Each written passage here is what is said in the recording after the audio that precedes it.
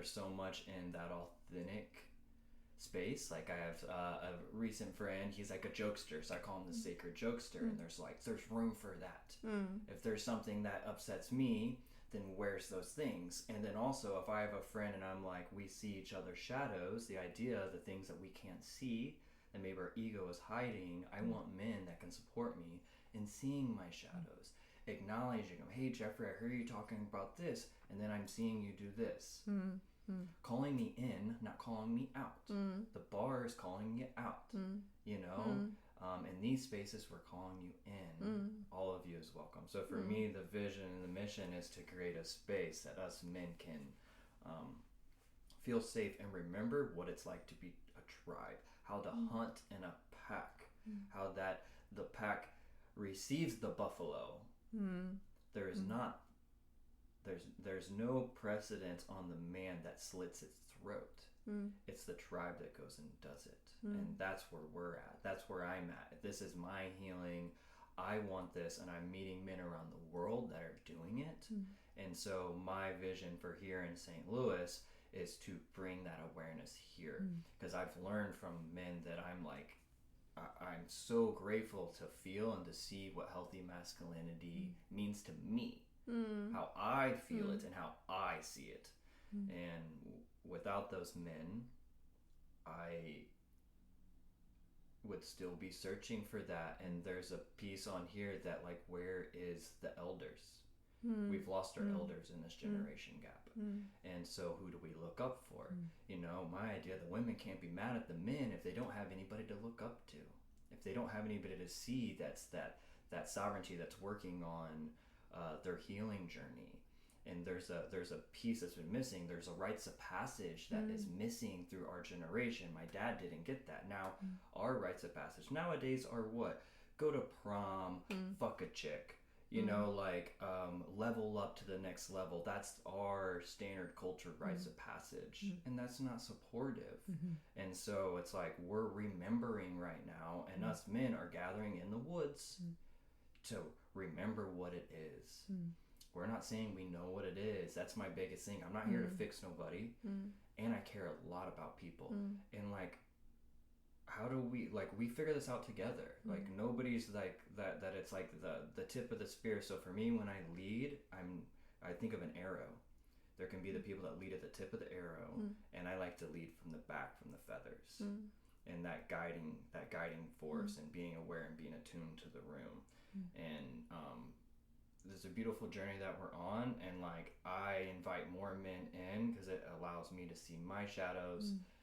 And we're cultivating something together. Like I said, we're cultivating a culture, and the knowledge is in each one of us. And everybody that comes in helps me wake up and see more. And I'm doing this for the next generation. I'm doing this for myself right now, and I'm doing it. What's the 100-year vision? You know, where are we going? When I talked about the yoga studios, I want to see the men's groups. It's like, it's a part of our culture. You look back, you look at the day with bread, with Jesus Christ and everybody, and they're sitting around breaking bread. It's like, and then you see in the movies, and people are hanging out around the fires. It's like, that's it, guys. We've seen it for so many years. And it's for women too.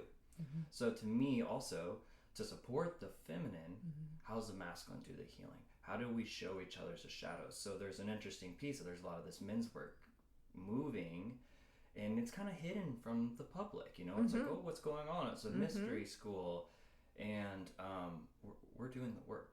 We're talking about what happened. We're talking about things in relationships. We're talking about people that we hurt in fights as kids. We're talking about the 1 to 5 ratio of men that have been sexually assaulted. That in my line of work, I would say it's more than 1 out of 5, and most men don't ever talk about it. And so there's all this talk around the rape and the women and all these things. There is that, but the man's been told to suck it up, to hide it, to not feel it. And so right now it's what we're doing. There's men that haven't cried in 25 years that show up to these spaces. And for us, I want to also create a safe space for the children and the women. And being in Sacred Sons, I've seen what that support level looks like and the accountability looks like. and I don't see it as much in our culture. So I'm also bringing this awareness piece that I feel that us men can hold these women. There's like, even if lust comes by, it's a drifting wind. We're in ceremony, we're holding this space. So as you know, where I'm leading more co-ed spaces, and I'm blending the two. And that seems important. And then there's also a side piece to support the women with the masculine. So for me, there's like all that kind of bubbles together, because it's all supporting. It's a win-win-win. This system supporting this system, you know, and vice versa. So yeah, it feels really good. Thanks for that question and spark of interest that wants to come through. Yeah, you're so welcome. Yeah,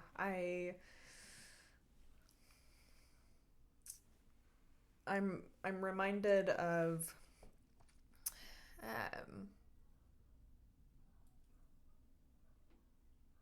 as I hear you talking about how the healing of different systems is mutually supportive for all the systems. I'm reflecting on in the work that I do, mostly with men. I've had 3 female clients over the years, and I have at some points tried. I've wondered what was wrong with me, right? I'm like, why can't I get more female clients? Something's wrong. Like, this isn't okay. Like, I'm a woman. I should have more female clients. And at this point, I've surrendered to what is, which is work that I love doing. Love sitting with men and holding space for them to get in touch with their feminine sides. And I find that is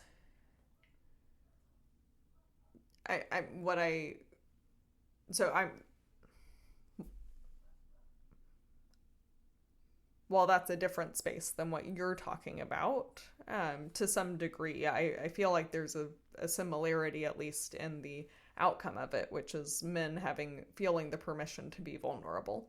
Yes.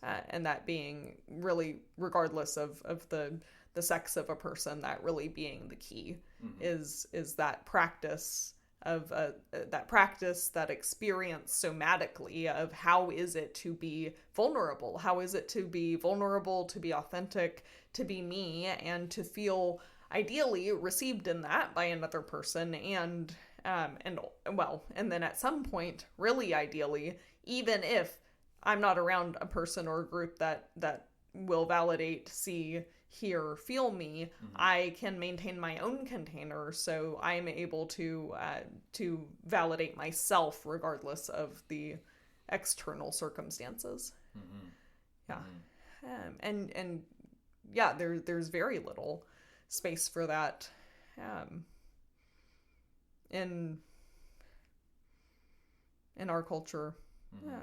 Yeah, at least I'm Midwest. Yeah, Midwest culture. Yeah, the balance of the masculine and the feminine, I think there is a lot, like what you're offering is, that's also being done at the Sacred Sons events or men's containers. It's like, if anybody is, a little backstory on men's work, Mankind Project, MKP started like in the 70s, and it's around Robert Moore's book, King, Lover, Warrior, Magician, Archetypes. And there is this masculine energy that's been in here, and we've been cultivating, and it's definitely more masculine men's work for sure. It's a bit rougher, it's a bit like directed orders, things like that. Like I love that. Some pretty rowdy.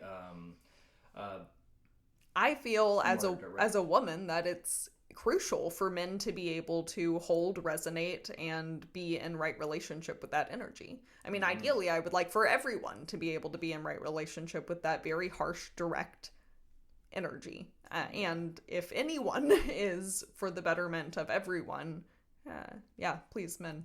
yeah. And I feel like I've been in that. I've been in a space where some men, let's say that masculine, like harder energy is like, let's take an onion and we're peeling an onion. There's men's work that can be done where the onion slightly unfolds or the peels are getting peeled, like the layers are slightly getting peeled. And then there's men's work that they take a knife and they go in about 3 layers and they dive in. Now, what is true masculinity and what is actually what we need? What is being projected that some man he had to do something from his grandfathers or from the past that's the way ceremony or ritual is supposed to be, and what is that actually a shadow aspect that's getting appropriated onto the men now, and or how do we meet these men where we are right now? So there's a balance in it of like, I've been with facilitators, so I know the type of facilitators I like to be around, and there's some that dig deep, and I don't want to be around them because I've been around men that jabbed me in my life and the trauma around it. Now there's healing in that with that man, but there's also like, how do we meet ourselves, and if it's too much, also how do we say no? Because men are also supposed to just, yes, I can take it, I can take it, I can take it. So it's like, to me, what you're saying, what I'm saying are both parallel experiences that need to be held on both sides. We're gonna move in through this. We're gonna go into this hard work. And where's your line? Where's your sovereignty to be like, no? And because I've seen some men get really fucking hurt after that. Because it could work for the age gap of somebody in their 40s, 50s, but somebody that might have had judgment or got abused by an adult male, then it just perpetuates the story. So how do we, again, find the sovereignty of what our healing is? And in a lot of these men's spaces, it's masculine and feminine healing. Sacred Sons is more feminine flow, where MKP is more direct, and it honestly hits more of the men in cultural standings. In our culture, it's not as much ceremony, where Sacred Sons is more ceremony. And we're diving in through the emotions and giving the space, where MKP is process 20 dudes, 20 minutes a piece. Sacred Sons, we could support somebody in a healing that could be trauma from 5 years old and give that guy an hour and a half. And then everybody that watches it heals. It's different than like bam, bam, bam, bam, bam, like slicing people up. I think it's all welcome. It's where, if I'm a plant, do I grow better in South Carolina in that dirt? Do I grow better in California's dirt? Like who? And that discernment. So again, how do we bring back the masculine or the male energy to discern, to have sovereignty, to know we're capable, and to know, or where are my energy levels? Does this space in this bar fit me? I don't know. Does this space in this bar fit me? Yeah. You know what I mean? Like where discernment and getting back in nature, slowing down, getting away from the rat race. My nervous system used to be all over the place from survival, fight or flight. I feel like a lot of people are in fight or flight. If you're trying to pay your bill, you're in fight or flight. And so it's also an awareness piece, and how to transition what this culture has been running off of is off of fear per se. And there's a lot of other good things, but there's a lot of fear going on, and how do we direct and have our sovereignty to be like, oh, I'm going to quit this $18 an hour job to start working on a vision to own my own life, or I'm going to invest into this job and plan on moving up to the ladder so I have a stable space. I don't give a fuck which direction you go. I want people to know where they're walking. They're doing it because they're choosing to. They're saying no because it's a no. They're saying yes because it's a yes. And that takes the discernment. The feminine gives us the discernment, and the masculine gives us the direction. Everybody has that balance inside of them. So when my feminine comes up, oh, I'm feeling energy in a room. All right, discernment. Oh, my partner's asking me of service from me, or if something that's maybe in a misalignment, I take the discernment, and then the masculine moves on it. And implementing those two pieces for males and then for females, and then what has been idealized of what's true masculinity or true femininity. It's always flowing. Every generation's different. Everything's moving and shifting. And they can't exist one without the other. Exactly. Yeah. There ain't no way. So there's really like infinite ways that we could like parse that conceptualization of like what is masculinity, what is femininity. Exactly. Yeah. And the range. Yes. The range. If somebody's just in a small range right here, you're like, that's kind of weird. Where's the rest of their range? Yes. You know, and that's how we can notice. And there's nothing wrong with that too, because it could be energy like my dad or some of the people in that age bracket. It's like they're grown, and like maybe some of that's calcified, but it doesn't matter. they're growing in this direction too. How do I accept them for that, or have a safe enough space that whenever he actually wants to come to me and be soft and vulnerable, that I'm ready for it. You know, I don't know if some people will feel that in this lifetime, and I want to be a space for them, you know.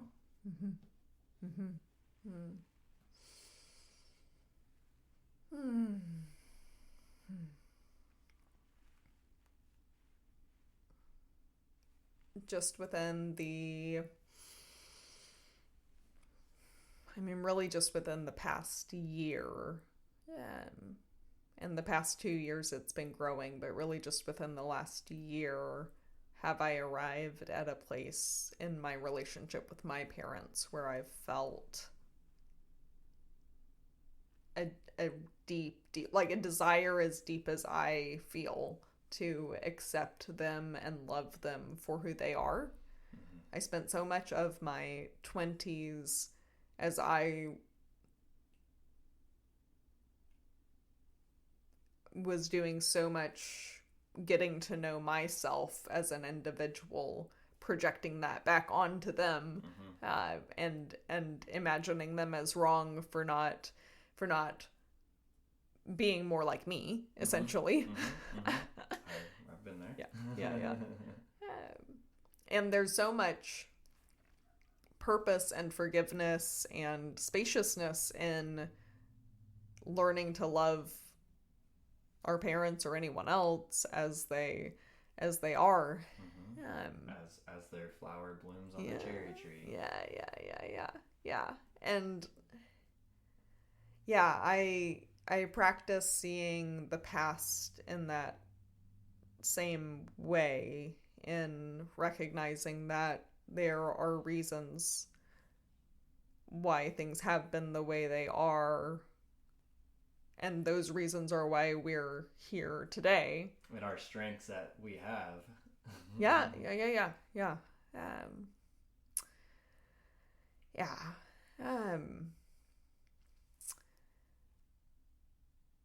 Yeah, okay, yes. How have you been able to show up better in your relationships with women because of the work that you've done with different men's groups? Oof.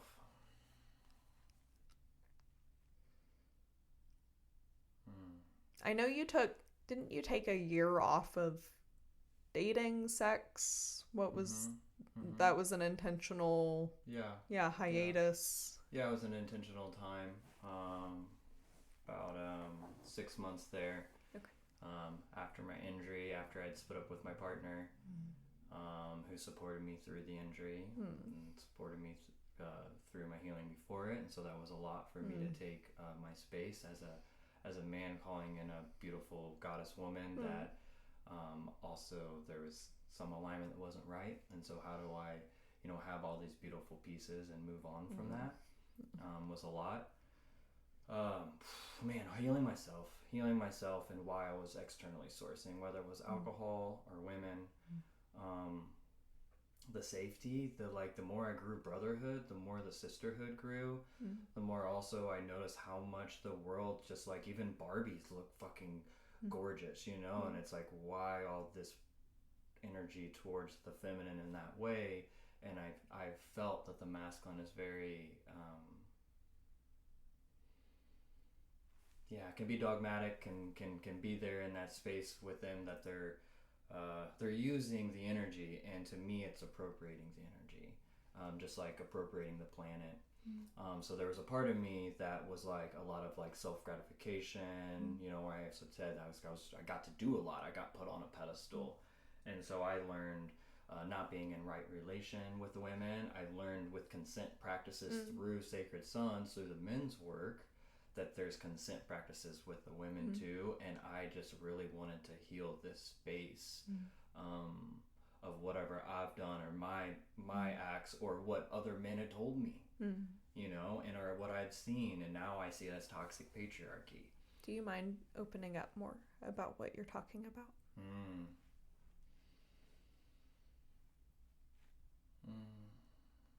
Give me another. how were you living in toxic patriarchy? And in what, and other ways that other stories you've heard, common stories you've heard from other men? Yeah. It's just the objective talk about women. The objective talk about women's bodies. That's a bad one. Cum dumpster, like there's just like, there's some very derogatory things. And it's a piece that doesn't feel super in alignment in honoring the feminine. And so there's ways in my life when I was traveling, trying to live out this dream of what the world wanted me to do, and my dad, and then I also have these beautiful women coming up to me. It's like I'm like, I want, like, there's also a part of that stage of life, I think, that is supportive to explore, but I didn't have the way to communicate it. I didn't know how to talk with the partner that I was splitting up with back and forth, so I could hook up with other women.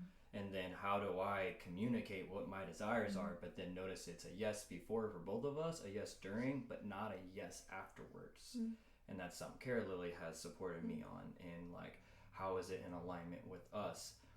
And so I went back and supported a lot of the different women in ways that maybe I was using them, or supported my emotional hurt not being carried by my family, that it felt like, and feeling like I had to do it all on my own, that these women would hold me in that. And then they would open up, and I would use a manipulation to get what I was desiring, or I used to say picking the lock. And it was to get to this energy, this gratification. How do I get that number higher? How many girls have I had sex with? And how much people got put down that they didn't have sex earlier. And so that judgments, those pieces is what I've really been working on. Because also, thank God for the women that cared about me and supported me on that journey too. Like, thank you for being there for me. So yeah, I was celibate there for a little bit, and I was just calling in sisterhood. I was like, even if I meet women, like, I just want to be friends first, and not have my lust or my desire carrying me in the front of the relationship. How do I hold myself as a genuine person? Let's meet each other, not like flipping through Tinder, like, hey, here's the next face. That's why that's like the balance in the spaces of what's lust, what's desire, and what's like really there. And to me, discerning between that is a certain super important part of being a sovereign, safe guardianship. As a man, we are stronger, we are physically bigger, there is things, so we have to hold that standard. And to me, I really wanted to hold that. And it felt like I couldn't move on, I couldn't bring in the woman that really was meant for me if I was still looking through those eyes of lust first. That's been driven in us to go after. Yeah, driven in, and plays very well into a very human instinct. Exactly. Yeah. So where's that so we can have our primalness, where's the sovereign, where's the king energy directing what's going on? That's the important part. Is like, okay, noticing it, thinking the awareness, how I was thinking about this yesterday. Without the feminine in this world, I wouldn't have anything to live for. Now, there's a beautiful balance that the feminine wants the masculine, the male, to put his life first, but be there 100% for the feminine. So it's really interesting. So I'm just saying that, like, actually, without you being here, we wouldn't have a purpose. And so, like, there's so much honor there. Like, giving birth, there's this whole point that for me, it's like, I want to be in honor. I want to be in awe, not in lust. I want to be in awe of the beauty. And I want to see that. And if there's, like, excitement, then fucking great, But it's like, who's in charge here?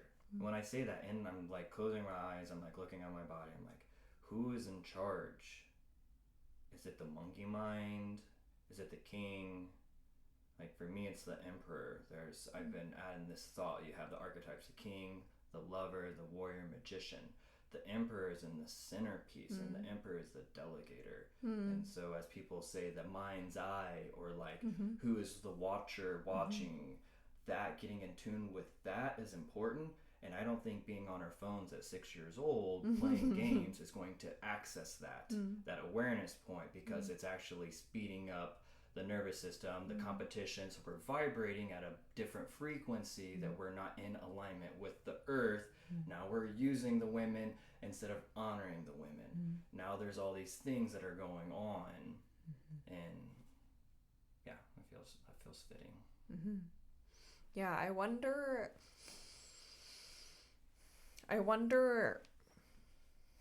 at what, I mean, do you think we've had cultures previously that, like, what would you do you have an idea of a past culture that had a healthy flow balance between men and women? You know, I mean, my first thought is the Americans, the Native American people, that were more moving around. I think it has been an evolution, and like I think it's been right in its right timing. And I think at whatever awareness we're at now, because we have no idea what the fuck ever happened. Right. And from what I see, all the new archaeological studies and things coming out every day, we have no idea what's really and how long we've been around. So it's hard for me to answer that. And I'm seeing that some of them are more attuned with how long they've been going on. And, you know, the mythology and different things. So, yeah, that's what I got on that, you know. Yeah. It's interesting for me. So when I reflect on at least what my mind thinks were more ideal cultures per se, like more harmonious cultures, I've been wondering lately how much sovereignty or freedom of choice the individuals in those cultures had. Because I imagine anyway that, like, in a lot of them there wasn't a whole lot of freedom of choice for the individual. I'm guessing it was more like kind of that Mulan culture, where it was like, okay, we have a way of doing things. The shaman's gonna tell you where you fit in, and perhaps in such a small group that was intuitive enough that it was very in flow, and everyone was generally peaceful and fulfilled, and it still wasn't coming from, I'm guessing, a place of individual sovereignty. I imagine, well, at least to the extent that I'm aware of history, which, as you pointed out, is not a whole lot, you know, could be anything. I'm guessing that there's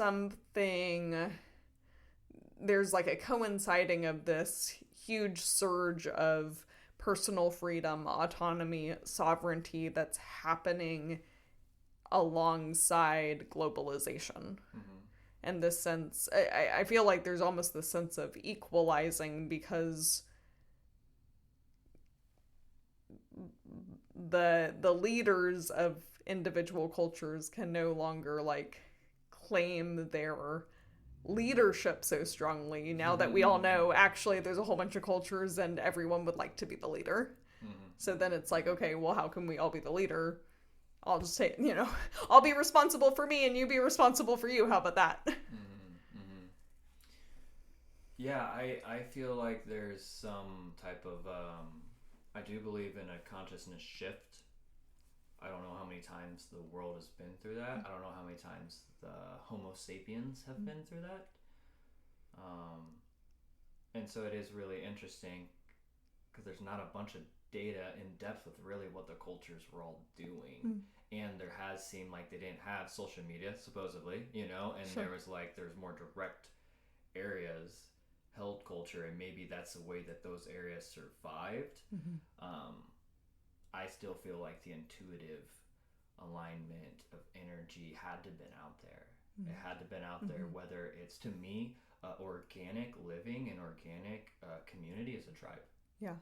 I'm guessing it was a tribe. So the smaller, when I Right. think about it, when I'm thinking about it, I'm thinking about the Plains Indians that lived there and they had their areas before they had Sioux or people attacking them, or they did. But there's like, I feel like the smaller, once it gets to a bigger scale, I don't know if it's actually meant to run that way. Yeah. Personally, but somebody wants leadership, somebody wants Right. to win, somebody Right. wants to be in control, and there's that fierce state that we've been living off of, survival. Yeah. Yeah.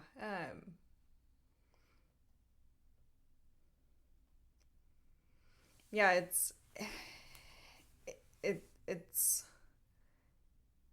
it's rough for me to like imagine to realistically imagine the past in the context of I guess war or combat. Like I'm doubtful I'm doubtful that there was ever a period where people were not where all cultures were peaceful.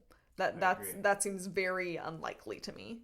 Yeah. And so then one's in a position where, okay, how can I be and I mean, we could apply this to today. I mean, gosh, I would love for war to end, absolutely. And how can a group of people live in such a way that is peaceful and is also willing to stand up for their lives and their livelihood and the lives of their families and their descendants if it's threatened? Because that's the risk ultimately that that peace brings in, and I'm living. Well, and I'm particularly talking about peace in the as a different thing from being non-violent.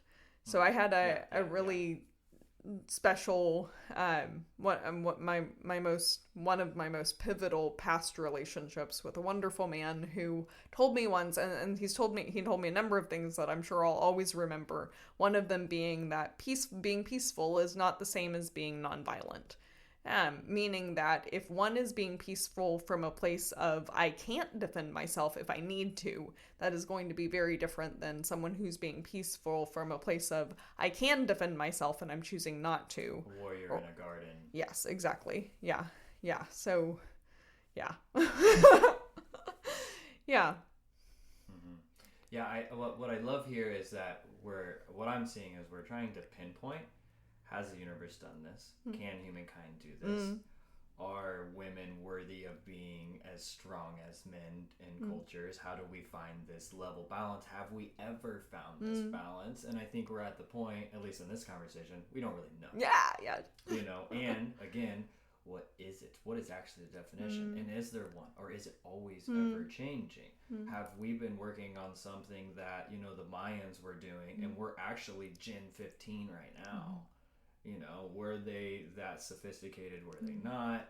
A lot of times there seems like there's different hierarchy, but we're also using our perception to read their data and be like, well, the stone says this. The women had to have been getting the water. The men had to have been chopping the wood over here. It's like, I don't really know that for sure.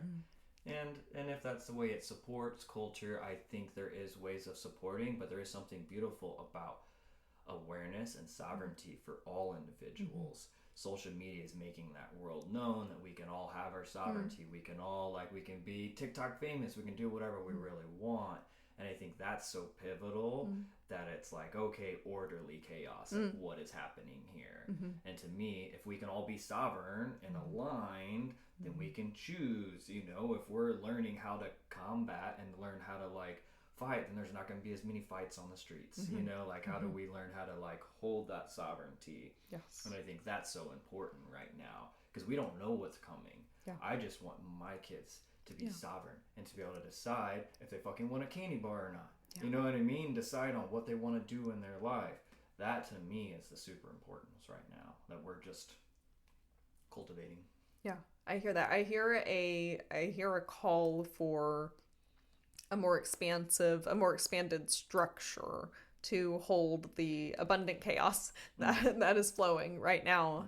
It reminds me of an article that I wrote recently, but I didn't publish. I don't know if I will. And I was breaking down the idea of Chesterton's fence. G.K. Chesterton wrote about this idea of a fence, the bit, it's essentially like if you're walking through a field or walking on a road and there's a fence going across the road, figure out why the fence is there before you tear it down. Yeah, I like that. Yeah. And something that I'm seeing at Abundance in our culture is a lot of just tear down all the fences, tear them down. Exactly. Yeah. And certainly there's a lot of cultural fencing that I agree we would be better without. Yeah. Discerning and challenging the fencing and understanding why the fences were originally there is a super important part. Yes. Because ultimately what happens when we tear too much down is that we're then dealing with the repercussions of that way more than we would if we went about it more intentionally. Yeah, for sure. Yeah. I love that awareness because it's like it served us for so much time. Even if the women were gathering the small waters of buckets and the men were chopping the trees, if the men are more physical and they're able to go do that, and then it meets. So there's also these polarity practices that have been really strong too. There's sovereignty, but also the dom sub and the polarity energetics that have been around. The bodies are different. Yes. So like, okay, I get this, but we don't strip it all. Like you said, stripping it all the way down is really interesting. Yeah. I really enjoy the ethnic cleansing in a certain way. Speak to that. There's what has been placed on us culturally is cleansing our old roots. But also in that process, people that are hurt and that have been appropriated are now trying to remove other pieces of culture that hurt them. Well, it might have just been the people that hurt them, not the actual structure of a man and a woman. So that's what I'm talking about. And there's like a part of, even when I went vegan, it was like, oh, I'm supposed to level up as this human being in a race that like we don't have to eat animals anymore. But it's like, that's primal as fuck. We're fucking humans. This is us. So there's this ethnic cleansing as well that can happen because we don't know. We're being hurt, but people are making choices to tear down fences off of hurt. Yes. Not off of data and knowledge. Yes. And sometimes that's hard. I have some non-binary friends. I had a partner that was non-binary. I went through a lot of it, and I can see the edges, and I can see how much hurt that there's also. The Me Too movement is actually from this other side, and I wouldn't doubt it if it has something to do with the world communism loop.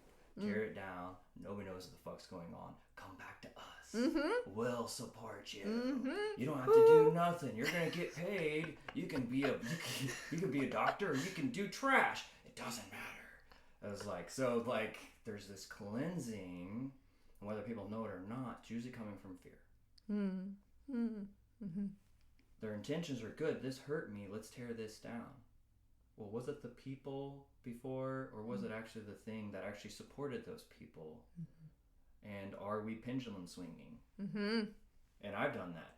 I was vegetarian. I was vegan. Now I eat meat, butter, and sourdough bread. It's like, I'm in it, but my body's happy. I'm a white body. So like my body, where I was in the world was probably northern hemisphere. So we're eating more on fruits, vegetables, and things like that. You know, I know vegans that are completely dark skinned and they can just eat fruit and it's in alignment. So it's like a male's a male. The like southern hemisphere, northern.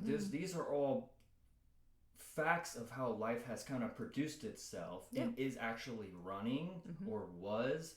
And so like, are those fences supposed to be torn down? See, so to me, that's nature's boundary. Yes. Like to me, those are natural boundaries. And if I don't, and if I choose and I like, so with you have been there on a number of parameters, and the place that I'm sitting now is like, it's like I'm in the relationship with me and nature. I am not the dom. Like I am not. I mean, I could try to be, but that is such a losing game. Yeah. You know, like, please, nature, make me your bitch. Like, that is what it is. Yeah.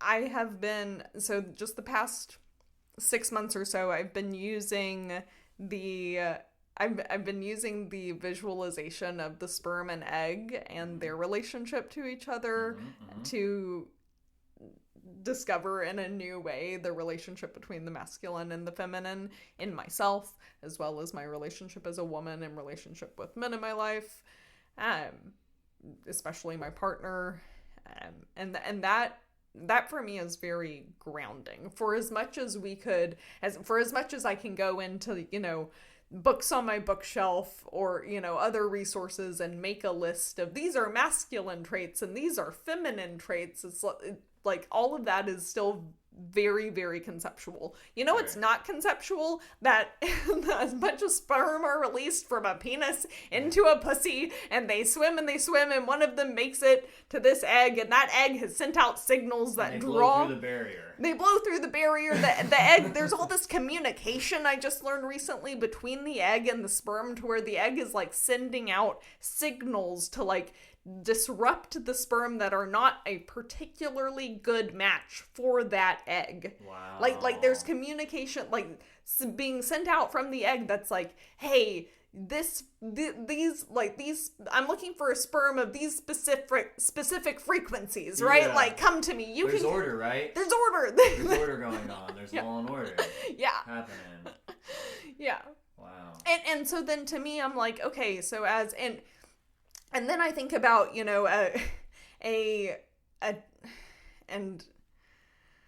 pendulum swings, there's an extremity of all things, okay? And I think about like the new terms, a trad, right? A trad relationship model, traditional relationship model, and I'm like, well, so the sperm is the mobile, fast-moving thing that has a direction and it's going to hunt. It's the hunter, okay? And then the egg is the thing, is much bigger and has many more resources, and so it's stationary, and that's just an efficient use of energy, right? Is that the thing that's going to be moving more is smaller, and the thing that's going to hold all the resources is going to be more stationary, okay? So in that sense, it lines up pretty nicely that a woman is the one that stays home and is taking care of the resources. Yes. And the men are the ones going out and obtaining and collecting the resources. Yes. Now, does that mean that I don't have a very alive, moving, direction-oriented part of me that comes out anytime I open my mouth? No, I have a very strong, sharp masculine side. Okay, cool, that's great, and I work with it, and I love it, and there have been times in my life where I've gone by they them pronouns, and I've wondered, do I want to start identifying as non-binary? And for me, what I have found a lot of peace, relief, forgiveness, spaciousness, grounding in is I have a masculine side, and yes, I have a feminine side, and none of that affects that I have a beautiful female body with tits and a pussy, and that is what it is. Yeah. I agree. Thanks for holding space for that. Yeah, it's rant. It's beautiful, and it's right on cue, and it's like when we're talking about what's cultural proper in the past, have we seen it work in other ways? Again, it comes back to that discernment and what we're tapping into right now as a human race individually, that I can be whatever it is. If I want to be the woman in the workforce, like that's been shown, it can be done. And how does the feminine and the masculine or the female, and the male or the female, how does the worker come back home and release that masculine pull and be held by the other partner? There's times my partner, who is a female, holds me in that space, and then how do I do what I need to do and then hold her so that she can drop that masculine and drop immediately down into her feminine and to be held. And it's different for everybody, and so what we're looking here, it's sovereignty, it's understanding what we want, it's understanding our needs, it's knowing how to communicate. It's like, if this egg over here is non-binary and they want this type of partner and this type of sports system, then you can fucking have that. There's nothing wrong with that. And it's to me, it all comes back to what is it intuitively we want? What's my energy want? And am I going off of fear Or is it happening because a chain of reaction? I got hurt, I'm going, to this space that's in between because I don't want to be labeled one way or another.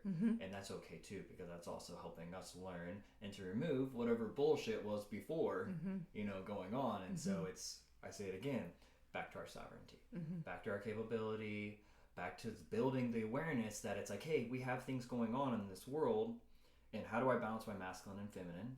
How do I do my dharma? How do I live in proper relation with the land? And those I'm not seeing in our culture. Even yoga is appropriated yoga. It's, you got all this, let's go into a place where it's hot and steamy, and I'm going to get this workout, and it's going to be great. It's like original dharma yoga, isn't necessarily all that. It's dropped in, it's slower, it's more meeting your body exactly where it's at. So there's my rant. Yeah, love it. There's my rant. Love it. Yeah, I wonder how a generation would be that was taught early on that, or just guided to get in touch with their body, to get in touch with their emotions, to get in touch with their feminine and their masculine sides. And it's happening. Yeah, slowly but surely.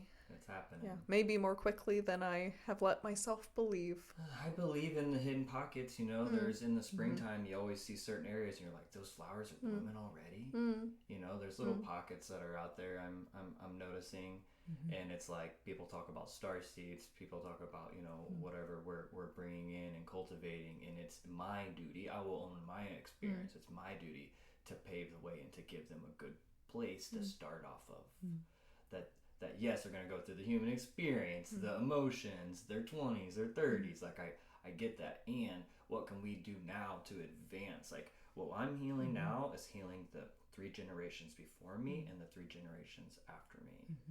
And that president, that's an important part of supporting our culture moving forward, that I'm so excited that the awareness is becoming this. It's just another little piece we're adding on. Just awareness. Just awareness. We're just working towards this, and that feels really good. Yeah. Oh. Okay.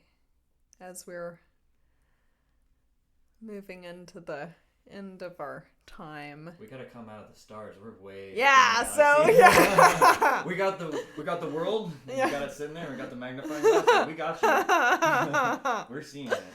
That feels good. For anyone who hasn't realized this, and I did ask for everyone's consent, Jeffrey is the partner of Cara Lilly, who was my first podcast guest, and you can listen to that episode if you care to go back. I would, because it's awesome.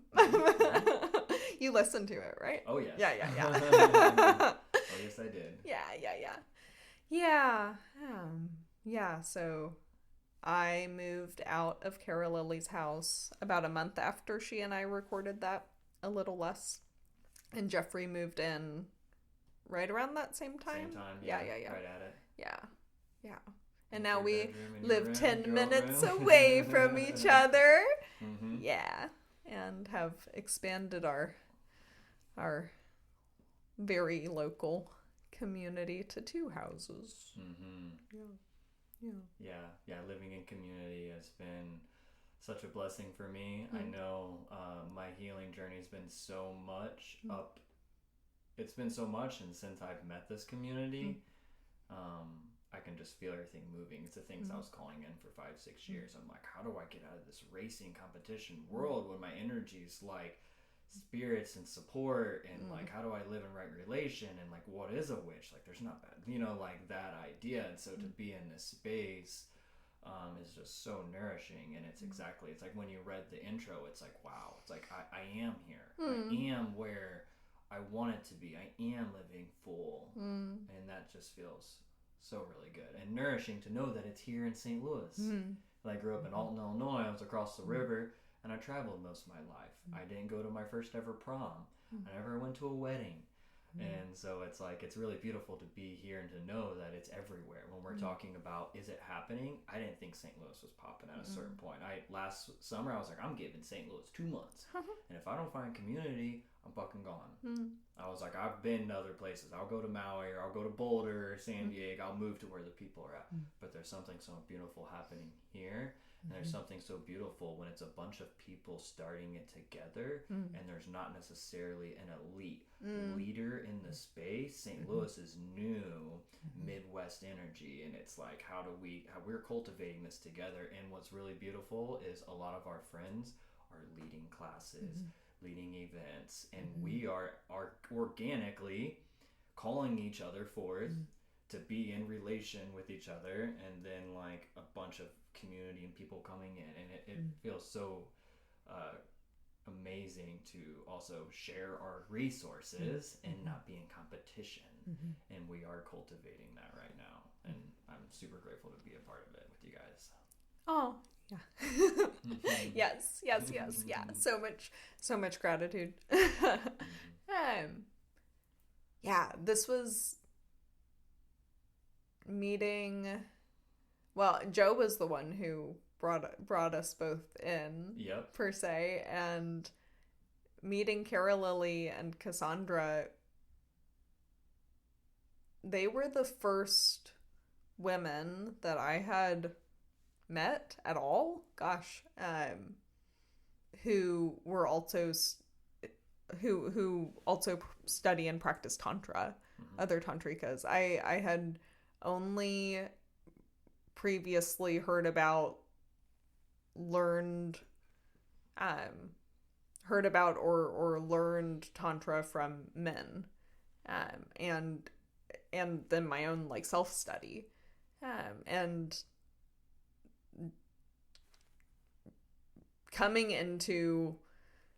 moving into the birdhouse, coming into community around the birdhouse last year brought me to a place of so much relief for like, oh my gosh, like I finally found people who match my insides.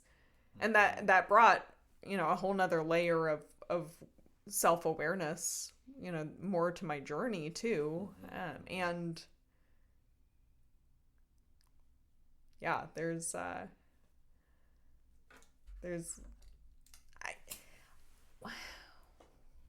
was I? I was writing about this somewhere recently. Essentially just the idea that the common value that we all hold is sovereignty, like sovereignty and authentic self-expression. And being around other people who are like, I'm going to value your sovereignty and my sovereignty, like that's the highest priority. I mean, that kind of foundational structure gives room for anything and everything else. Yeah, if there's one thing that I've learned, and one of my mentors, Kevin Walton, said, universe is always heading to love and to unity. It doesn't matter what the fuck you do or choose, you're gonna go there. You're gonna get dragged by the train, or you're gonna be on the train. You're gonna be on the scenic route and avoid the things or go directly there. And no matter what, it's that movement that we're going to find unity and alignment. And yeah, definitely want to give a shout out to him and his studies that I've learned through in that. Do you have any other resources you want to share? Definitely go into the Kevin Walton. If you're on this, you can actually go to Sacred Sons podcast as well. Episode 43 is Kevin Walton's. This is one I always tell people, if you want to learn Sacred Sons, if you want to learn stuff about Kevin Walton, go to that one there. Definitely, Cassandra and Cara Lily with what they're doing and offering events. There's been so much healing and nurturing in that. 100% Sacred Sons has been so supportive for me in my journey. And really, I've had people laugh at this, but I've given myself honor honor of where I'm at and listening to myself, and that I am the vessel. I am the access point to it all. And so for me, I want to honor myself again for staying true to me and listening to what authentic is to me, because Jeffrey Carver's aligned masculine feminine mix is not the same as Joseph's. It's not the same as Brandon's. And when we are in full alignment, they're going to be different. Yes, yes. So the way that this fence is built and the way it's structured, there could be 1,000 different ways that fence works. Yes. And so how do I be in my sovereignty? And it's like, all right, cool. All right, we're there. So I really want to give that precedence that it's that internal for myself and internal for everybody else. Yes. Yes. Yeah. And these masculine books, The Way of the Superior Man, a really good one. I really like that one. That's a really good one to add in. It helps discern where the nice man is, the nice boy, the happy wife, happy life man, and where that is actually not what the feminine needs, and that's not what we need. Ram Dass, Siddhartha, Celestine Prophecy, like these are all just like goodies for anybody that's like wanting to tap into any type of life experience. The Emerald podcast, I know my partner's been listening to that a lot recently. So, and you have Rosie here. We have a lot of resources. So it's like, especially if people are local, like we want everybody. Everybody's welcome. So for me, it's like, this is the resource. You have the resources. And yeah. I'll throw out a couple of books. Sweet. Since we're talking about books. These three are the Way of the Superior Man, and then two other books, Love is a Battery by Brandon Joe Williams, and Women's Anatomy of Arousal by Sherry Winston. Those are the three books that I recommend to pretty much and any man who approaches me and like is open to or asking for resources. Beautiful. And then there's two I'd like to speak on. The Robert Moore King Lover Warrior Magician. That's like definitely iconic for when we're talking about that masculine MKP, that structured, the wounding. It talks about your inflated, deflated archetypes. That's a really good book. And then Iron John, which is an old mythological story that somebody rewrote in a parallel of a man's journey through life. Finding the golden egg. The monster is locked up in the cage. The wild man has been locked in the cage because he's not allowed in the castle. And the golden egg or the golden ball rolls into the cage, and the boy unlocks him, and then they leave. And then the boy goes through the whole experience of life, having golden hair, not wanting to be seen, being just like, a little bus boy, and transitioning through life, through women and the arousal. And so it's also a mythological story. So Iron John, that's another, like, these the King Lover Warrior Magician and Iron John are two that I know through men's work. That is something that's an older, from the 70s and 90s, that if you want that structured masculine footprint, anybody in my men's work has read those books. Anybody that's a leader in it, anybody that's been through them, are reading those two books. I love the simultaneous importance we're putting on sharing resources and also emphasizing sovereignty. Yes. And subjectivity, right? Yeah. Like in that, yeah. I know that I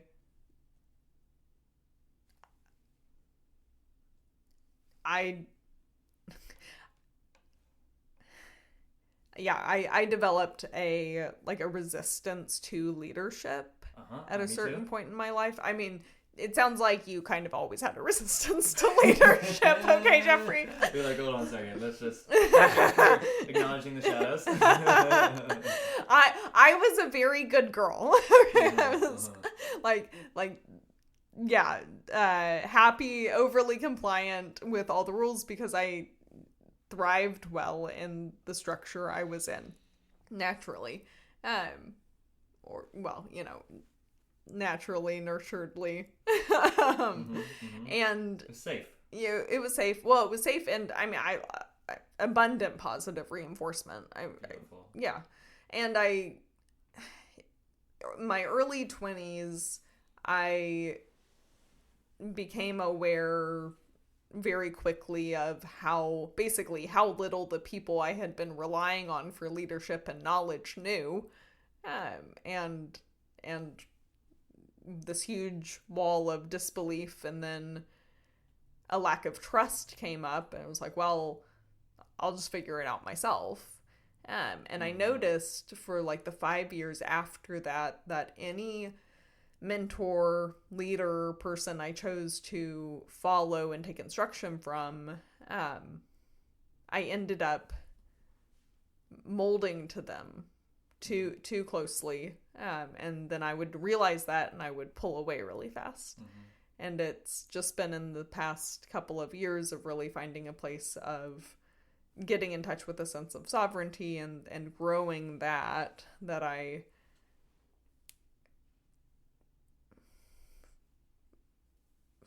feel stable, strong, consistent enough within myself to be able to learn even more from others. And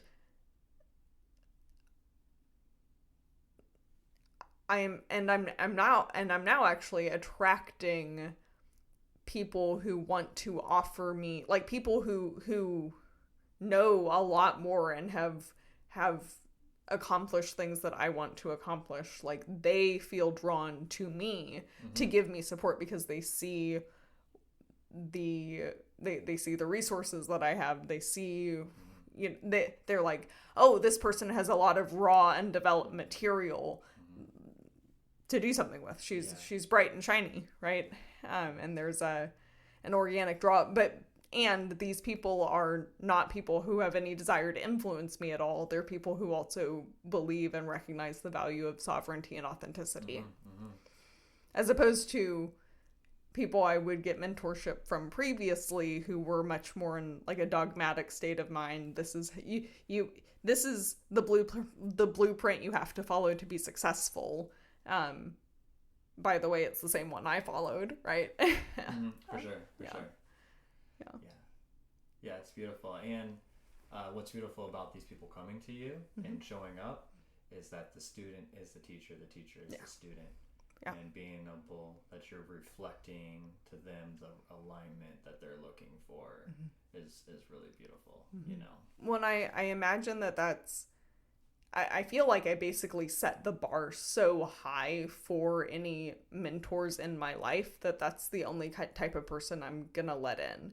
Because I was so abundantly aware in those previous relationships, like, you don't see who, like, I came out of it feeling like, oh wait, you didn't see me. You didn't see who I am. And then I got into a stubborn place of, I'm not gonna let anyone, tell me what to do, lead me. And then it got to a point where it was like, okay, well, I still don't want anyone to project onto me, and I need help. Yeah, and that's where I'm trying to find the balance. I want to be a support package. How do I ask questions so that the client or the person, the one that I'm dropping in with, they are curating their own answers. And to me, I've been learning that a lot. I've done a Sons Youth program. It's Sacred Sons Youth program, and that's a beautiful one. How do we hold as a mentor? How do we hold space, not project, not save, and allow them to come up with their own answers? Been watching people that don't have a blueprint saying you have to do it this way, and they're more like, I like speaking on parallel experiences, so then you can discern what it is that you want out of this.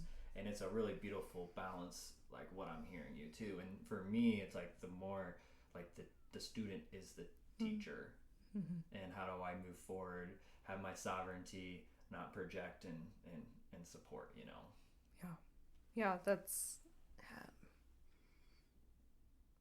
So I'm kind of avoiding that leadership too. Like you said, like, you were talking about it. It's like because I've seen leaders in certain things. So so thank you for the awareness around that, for me calling in more of that. Because I have been, once I started mentoring, I started getting mentors actually. That's when I allowed the chicken and the egg to happen. Yeah. Well, and I love it. I mean, the one person I consider a mentor in my life right now, he's never called himself that. Like, that's not a conscious, like, understanding. It's just like, it's not a spoken thing, and it's just obvious, right? I mean, and honestly, with the resources he has available, I mean, I feel so infinitely blessed and seen simply because, like, he wants to support me. Great. And because I recognize the value of what he's offering me, and that tells me, because he's not, he's not charging me any money, like, there's no, like he must be learning from me, right? He must have that awareness, and he has told me such reciprocity, right, equitable, yes, whatever we want to say there. Yes. And I'm very clear in my relationships with my clients, in explicit but implicit ways too, that ultimately what I'm offering them is being myself. Like, and that's, at the beginning of last year, I got really clear on what do I want to do to generate wealth, is be myself, because that's all I want to do, period. And so how can I do that in such a way that generates wealth, physical wealth? And there is, and so same as when we show up in places in community together, whether it's less structured or more ceremonial, more structured, there's a sense of permission given being around each other, because again, we're all people who value sovereignty. We're all people who are like, yeah, I'm going to do me. I'm going to do me. I'm going to take responsibility for me, and I support you doing you and taking responsibility for you. Most people don't have that experience, and it's incredibly valuable just to give people the experience of what it's like to be around someone else who has that energy, particularly like in the context that I bring and that others bring of, I'm going to be myself and be authentic, and part of me being my authentic self is I would love to provide you with tools and support you as you process whatever comes up in a space when you feel safe and not judged. Yeah, and not being afraid of being that, and I love hearing you share that, because I think that's where I've been, is being afraid of doing it wrong or projecting my experience. And it's like, I had something happen in a men's group yesterday, and I heard some boundaries and standards come up, and I kind of started it twice, and then I questioned myself, are you projecting? And I'm like, when I think back on it, I really care about this individual, and I'm hearing their pain, and I'm hearing a lack of boundaries. And so it was like, okay, am I overstepping, or am I being myself and being like, yo, I fucking care about you. Just please, like, look into that part of it, for yourself. So yeah, thanks for sharing that, being your authentic self and leaning into it and being you. Yeah, I leaning into that in my professional practice gave me so much freedom to let go of what for me was a bunch of lingering ideas from how I was raised that said, if I want to help people, I need to have someone else have told me that I'm qualified to help them with a degree or a certificate, or someone else needed to sign off. Actually, what I've learned is I'm really good at helping people, and so I'm going to trust that. For sure. Yeah. And your sovereignty, and not on the piece of paper. Yes. And that's, that has its own edges, for sure. And it's, it's very freeing to just trust. Very organic. Just to trust, oh yeah, someone's going to show up with me. We're going to hang out for a couple of hours, and I'm just going to be myself. Yeah. Okay. We'll wrap it up here. Will you share again? Will you share just who you are, how to find you, those things, goodies we shared at the beginning? Yeah. You can find me on planet Earth. Midwest Men. Midwest.men is my Instagram handle. I also have a group page that I'm starting on Facebook. That's one of the best ways. You can find me at the Sacred Sons event next weekend in Columbus, Ohio. Oh, cool. Bringing, I believe, the first Sacred Sons event to Ohio. Brought the first one to St. Louis here. But yeah, social media is one of the best ways. Maybe I could give you my email to add into this to here. the notes. Yeah, in the notes we can add that in. And running the Happy Trails community page, so it's just a space for people to come together on WhatsApp. We have a wheels page where people are mountain biking, skateboarding, meeting up, a rock climbing page, a resource page, an ecstatic dance page, and then Tuesday free men's call. So I'm offering every week since April I started this.